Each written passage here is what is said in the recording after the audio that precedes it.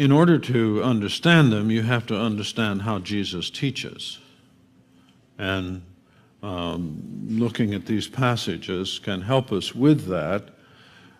Jesus does not teach generally by laying out general truths, but by contradicting prevailing assumptions and causing you to think about that. And you have to remember that they didn't have computers, they didn't have ballpoint pens and pads to write on, they didn't have recorders.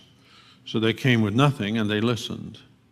So if you're going to teach in such a way that they get it, you can't lay out systematically a body of doctrine.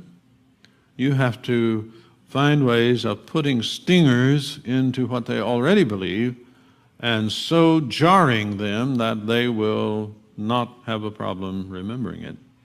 Did you hear what that man said? And he teaches that way. He teaches by questioning prevailing assumptions and practices. And when you look at the Beatitudes, you have to understand that's what he's doing. So when he says, blessed are the poor, he's not saying all poor people are blessed. He's saying your assumption that the rich are blessed is false, because there are poor people who are blessed too.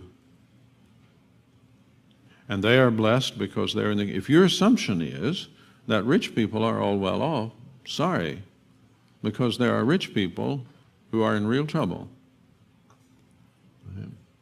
Now, I hope that this is not too difficult for you to get. Luke 14 is a good place to see it, because Luke 14, you have to understand how he teaches if you're going to get what he says. Otherwise, you'll turn it into legalisms and wind up where people do who discover, for example, that Jesus wants you to hate your mother and father. Right? He said that, didn't he? Well, if you don't understand how he teaches, and that teaching that you should hate your mother and father, you'll think he's making a generalization, whereas what he's doing is contradicting a generalization. The generalization that your mother and father should determine your life, and that if you respect and love them, you'll do what they say. Right? So imagine how Zebedee felt standing in the boat with his kids taken off down the coast with Jesus. Right? You remember that? You could imagine Zebedee would say, these children must hate me. They left me here to deal with all this business, and they're going after Jesus. They must hate me. Jesus, of course, is not teaching anyone to hate anyone. He never taught that.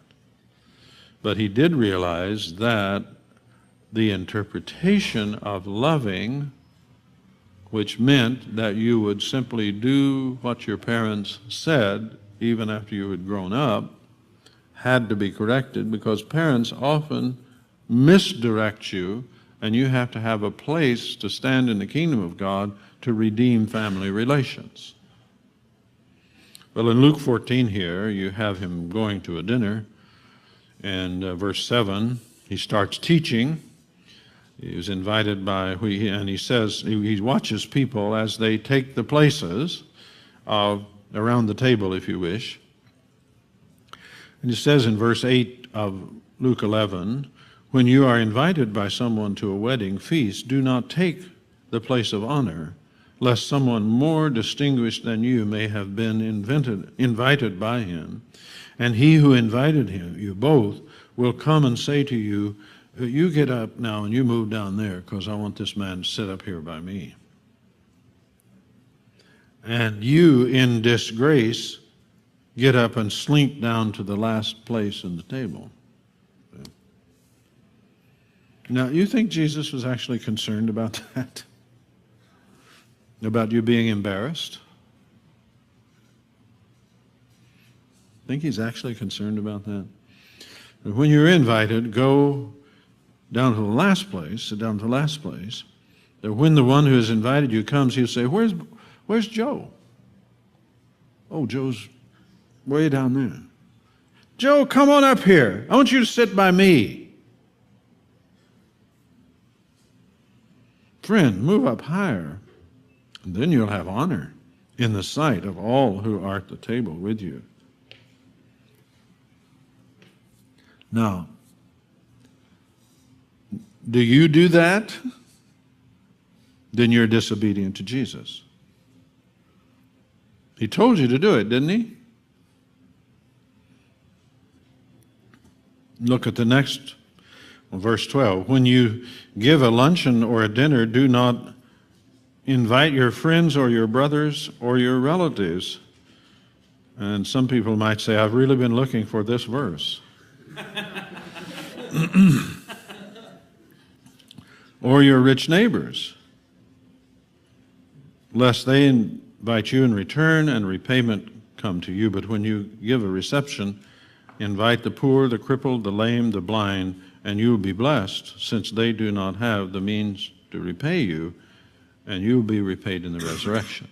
So now, does that actually say you should never have your relatives over for dinner?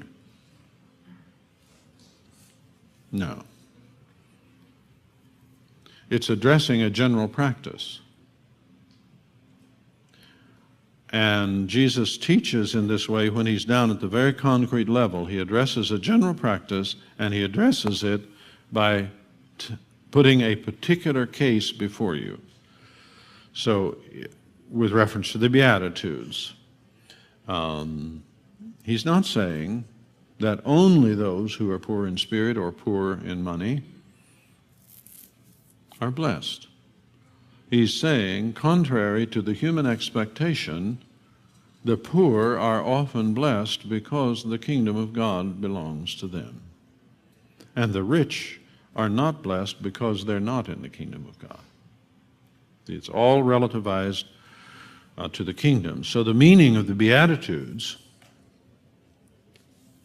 is to be understood in the light of this great inversion. They are primarily proclamation of the availability of the kingdom. What are the Beatitudes? The Beatitudes don't tell you to do a thing. And if you just look at the grammar, you'll see that that certainly seems to be what he's doing. He doesn't tell you to do anything. It's proclamation of the kingdom, the availability of the kingdom. It's not guarantees of blessedness or of unblessedness. And you will see that when you understand how he teaches and you realize what he's doing.